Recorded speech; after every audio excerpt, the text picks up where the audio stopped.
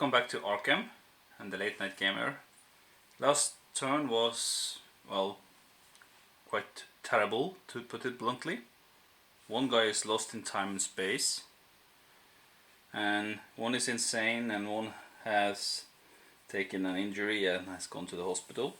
I actually felt that I was doing quite well, but to be honest, that was probably also not true, because I haven't closed a single gate yet, and that is a problem. Well, I have closed the gate, but I haven't sealed a single gate yet, which is a problem. And so now I'm going to really need to step up that. So there's some kind of emergency also here in Innsmouth, where the deep one track is almost full, and I need to get over there, get these clues out, and place them here on the board so I can build up the track here and purge that deep one rising track. So I need to take care also up in Dunwich, where the Dunwich Horror track has started to build up. There is one token on that track, and as always in Kingsport, the rifts are building. So one thing I can do, which is good, is to remove one token from the Doom track, because I placed this in error last turn, but there was no gate that opened, and we need to open the gate in order to place a Doom token. So off it comes, and gives us a little bit more time here now before Yib Tistel is waking up. So let's have a look at our investigators. Lola Hayes, she is in the hospital at the moment, and she needs more clues. And basically that's what she needs to do, go out hunting for clues. So I mustn't forget, she gets the first player token. And I'm going to adjust her speed by 2, so she's ready to cover some ground in order to get some clues. Oh, that's right, she has a concussion, so she can only change her focus slider once, so that is going to be only 3 in speed, but I think that's enough to pick up at least one clue. Leo Anderson is lost in time and space. He has 5 clues, so that was unfortunate. Well, he has a retainer, so he gets to roll that retainer, but other than that he can't do anything other than stand up. But he will need to change his sliders in order to keep his boss token. So let's give him a little bit more luck and less lore. Let's give him $2 and roll for the retainer. That's a 6, so he keeps it. Refresh his abilities. Yeah, he's good. Just a quick reminder about Daryl Simmons' situation. He's in the asylum. He needs to get out, but there's this, what is it, Yithian, that is waiting for him outside. So it's not a super tough monster. It can be defeated for sure, but if I fail a horror check, I will be lost in time and space. So he has 2 options: out and fight, or try to sneak past.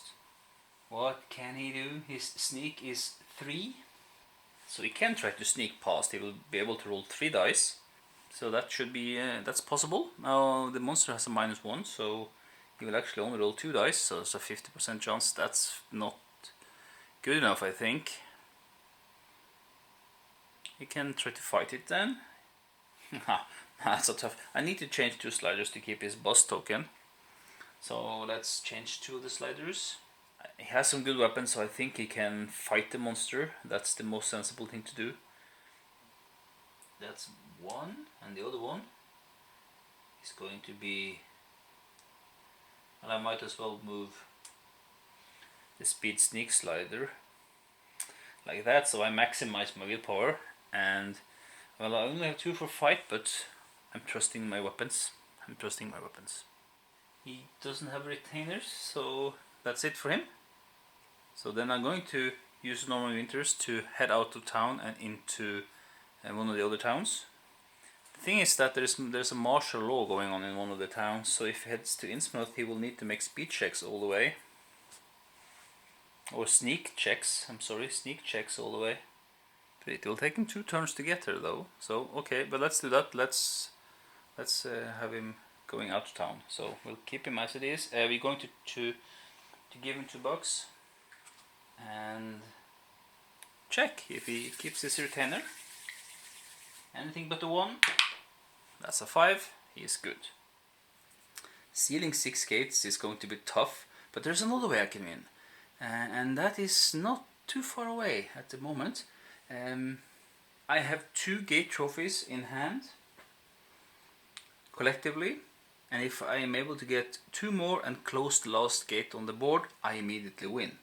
Lola Hayes has a speed of 3 and she wants to pick up clues, so she is just going here to the Historical Society and picking up, sorry you can't see that, she's picking up the clue that was at the Historical Society. Number 2 is Leo Anderson, Lost in Time and Space. All he gets to do is to stand up, and that's his turn done, finished. Right, Daryl is playing the tough guy now.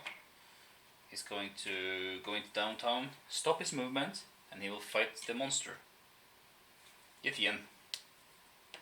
Let's head over to the fighting pits. So Daryl is fighting the Yithian. Let me show you the monster. Because it says explicitly that if you lose a horror check, you'll be lost in time and space. There is a -1 to the modifier of the horror checks. There is no sanity loss though, but he is lost in time and space, which is of course much worse. So that's why I put his willpower up to 4. I should have made Daryl cast the voice of Ra in the upkeep phase, because then I would have a +1 to this check. Okay, I didn't do that, so I'm not taking that back. So it's 3 dice, and you're looking for a success. Oh no! Oh, you didn't see that, but sorry you didn't see the throw, but it was horrible. No success. So he's lost in time and space. Oh, can he do anything with that? The guy has no clue token, so he can't do anything. No, there's nothing he can do. He is actually lost in time and space. Well, Daryl is joining Leo in time and space, or lost in time and space. He's getting crowded in there. So I need to put the Yithian back.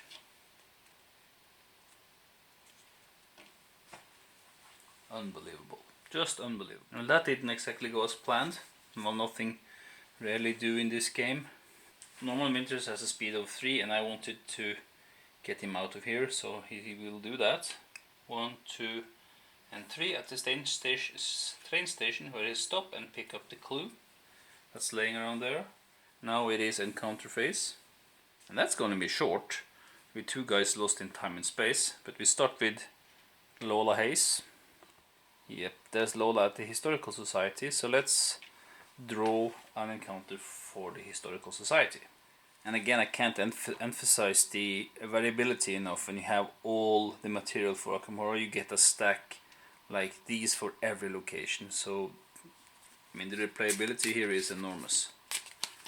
So shuffle, I pick 1 card, and let's see what happens. So there's a large stone disc on display in the Historical Society. Well, that makes sense. It has some ancient pictograms, and I look at it, of course I do that. Curious as I am. There's whispering voices now filling the room because I did that, and I need to pass a will -1 check to resist being overcome by its power. And of course she's lost in time and space. Well, a will -1. Oh, well, let's have a look if she can do that. Believe it or not, she has only 2 willpower, but she has this skill that gives her a +1 for willpower, so she will be able to roll 2 dice. 2 successes, so she avoids that to meet up with her friends in the void. Norman is having an encounter at the train station. Train station. A well-dressed man is standing on the platform. Well, he greets me by my name. Oh, that's scary. Oh, he jumps from the train? Gee, that's dramatic. I need to make a speed -2 check. And if I pass that, I jump right through him. And some stuff happened. So just, let's see. Speed -2 check. There's no option. I will, of course, instinctively try to save this guy who jumps before the train. But my speed is only 3, I think, so that's just 1 dice. Yes, Norman is not the fastest of guys. He has 3, so only 1 die. So let's see. No, he fails. Oh, he failed the test. and Norman has to roll a die and lose that many sanity. Ah! How scary was that? Quite scary. 3 sanity is gone. Only 2 left. Okay. That's terrible. Guys jumping before trains? That can't be normal. There are no otherworld encounters, so we move straight to Mythos. There's a gate opening at the science building. Yep, the unknown Kadaf, as opposed to the known Kadaf. And there's a clue at the witch's house. So the science building is here. The clue is, well, it's eaten up when there's another coming at the witch's house. Right here, guarded by the ghost. So when a gate opens, you need to draw a monster. And we got a dimensional shambler. Oh, now the Doom token is here for sure. Yeah, and something else happened. We hit the monster limit in Arkham. So next monster will go to the outskirts and stuff. That happened, and we now need to draw a power card as well. It actually forces me to take a pact. The first player, which is Lola, she has now to take a pact or be devoured. And she's able to take a pact, so she will obviously do that. And that means that the power card is now going to be important for her. I need to remember now to draw all the power cards. So Lola takes a blood pact. Basically it says that when I regain stamina I can take power tokens instead. And I can use those power tokens as clue tokens or even sanity losses. So I basically changed my strength into sanity or clues. And it also says that I will regain my stamina, but she already is at max stamina, so that's fine. Nothing more than that happened. I think I've been playing the pact cards wrong. I've been drawing these cards at the end of every turn, but I think I should draw them only when a gate opens. I got wrong, but there has been no game effect so far because all of the cards has only mentioned dark pacts, which I haven't had until now. Right, then we do monster movement. Circles, squares and diamonds are going to move. Right, so the Protozygot is a diamond, he will move black and he's fast, so he will go black twice. Black, black. Up to downtown. Then this guy here is a square and he will go black twice. He's also a fast monster. Black, black. And those are the only monsters in Arkham that will move. Those are the only monsters that will move. Actually, let me see, do we have any moving gates? No, no moving gates. Town welcomes visitors. Right, first player chooses a dimensional symbol, and I will draw monsters from the cup to replace each monster with that symbol.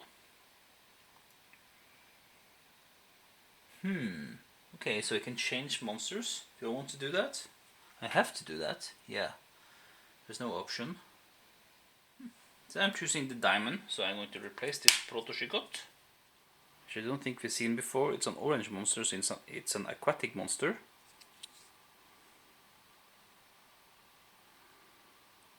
And it has aquatic movements, and remember everything is flooded in Arkham.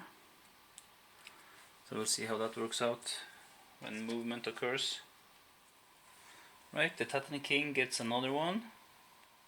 And see, only 3 Doom tokens left. Now I'm really on my heels. So just stay with me and we'll see if we can survive the next turn.